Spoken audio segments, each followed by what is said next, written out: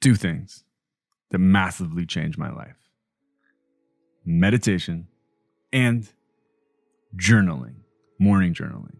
The last video, I shared some of my favorite reasons why it's so important, so powerful to wake up early and meditate. In a previous video, we talked about 11 of my best tips to help you with your own journaling practice, your morning pages. And in this video, I'm going to talk about something different. I'm going to talk about 3 things I do in my journaling. 3, you can call them practices, that I'm not going to lie are very weird. I'm a little nervous about this video, but the reason I'm sharing them is they're 3 practices that have made a massive impact on my life. Have made a massive impact on my heart. Have made a massive impact on my wallet and on my ability to create more cool stuff in the world. Ready? Let's go.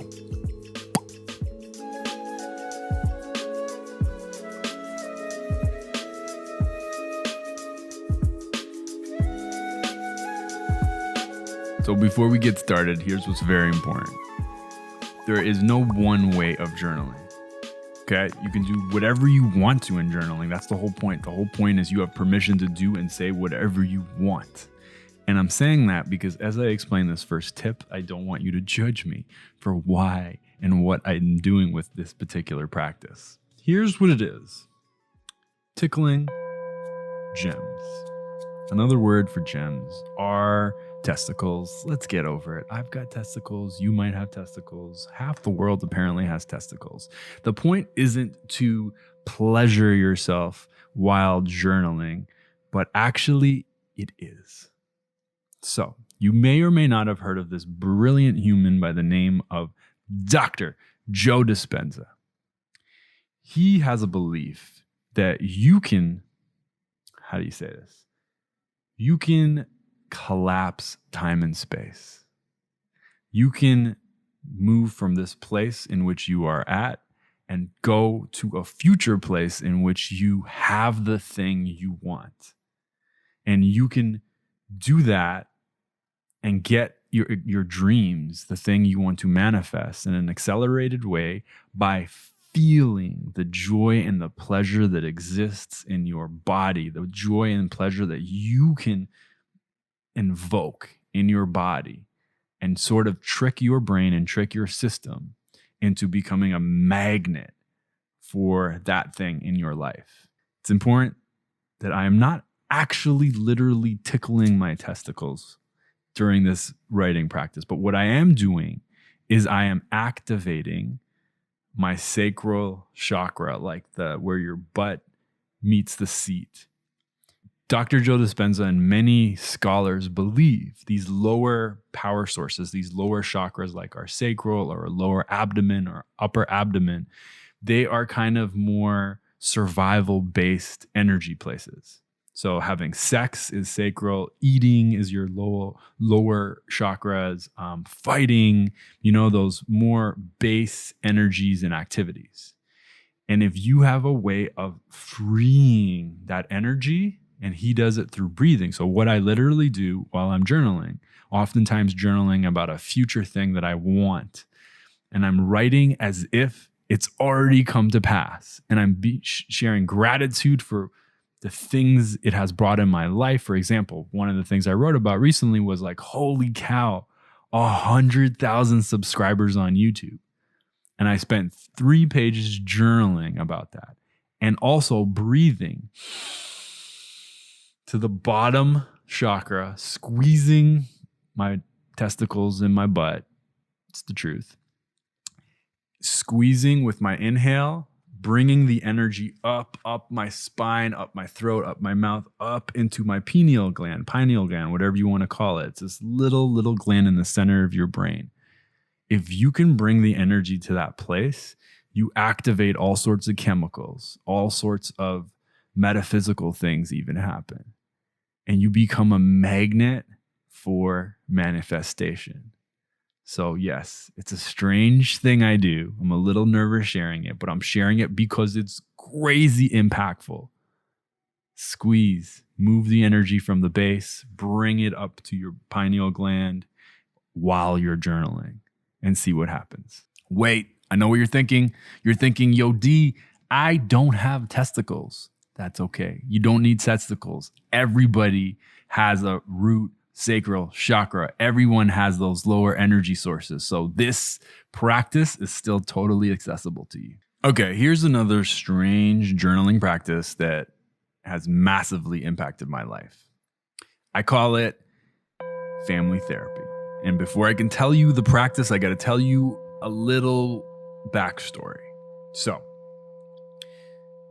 4 or 5 years ago, I had this massive spiritual awakening. I came to this realization that there is not one of me. There is not one mind that's excited or triggered or activated or whatever. I discovered through journaling, actually, that there are many Dariuses, different ages, different personalities, different confidence levels. And some of them I give names, like there's like an 8-year-old D, little D.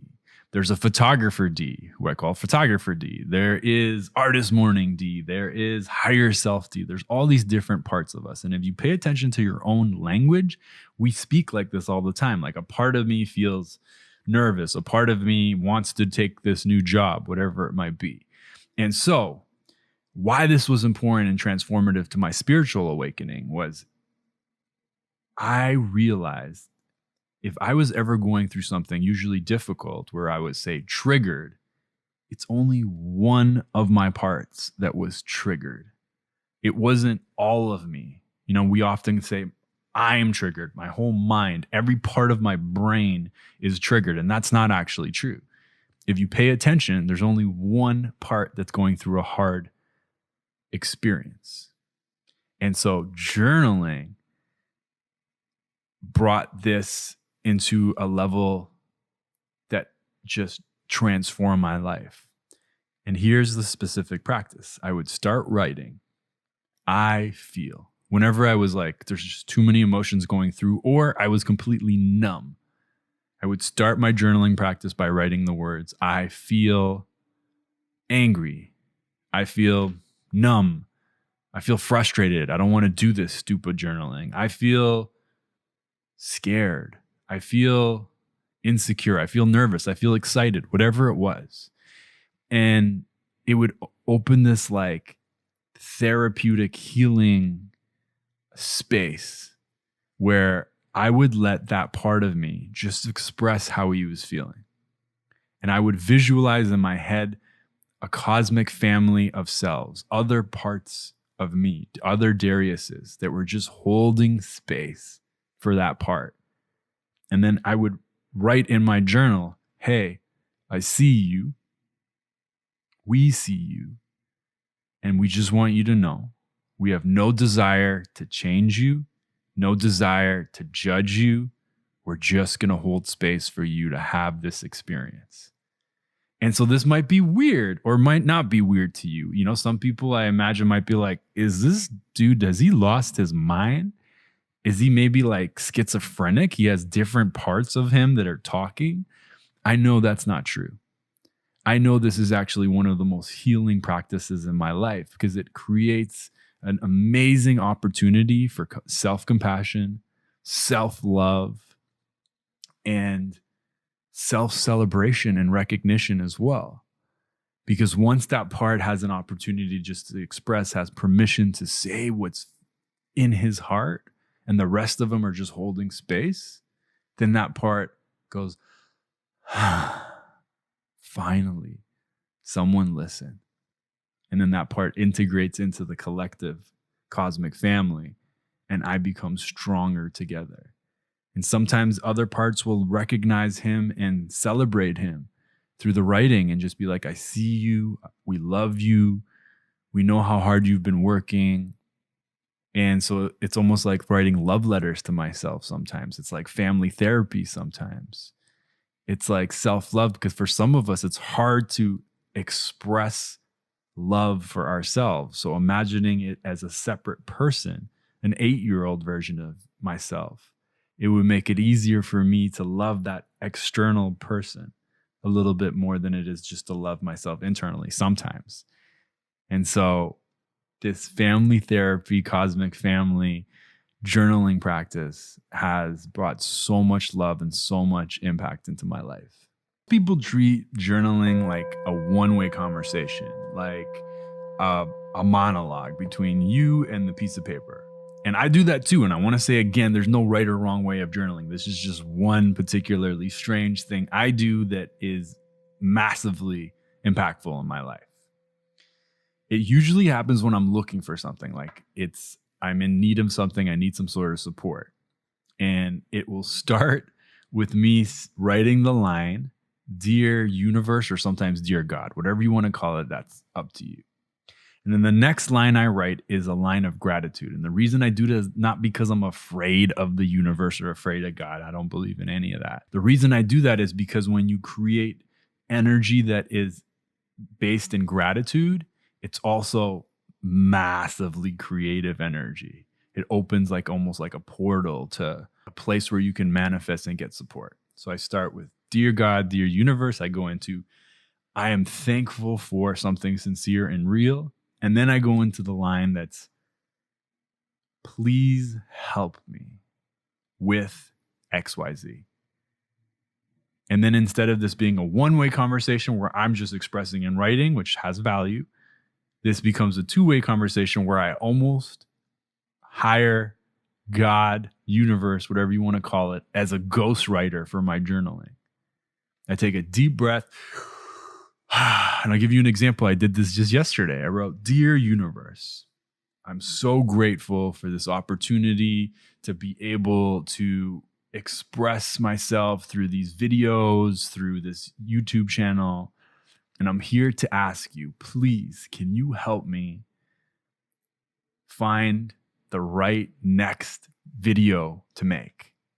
I was brainstorming what we should do today.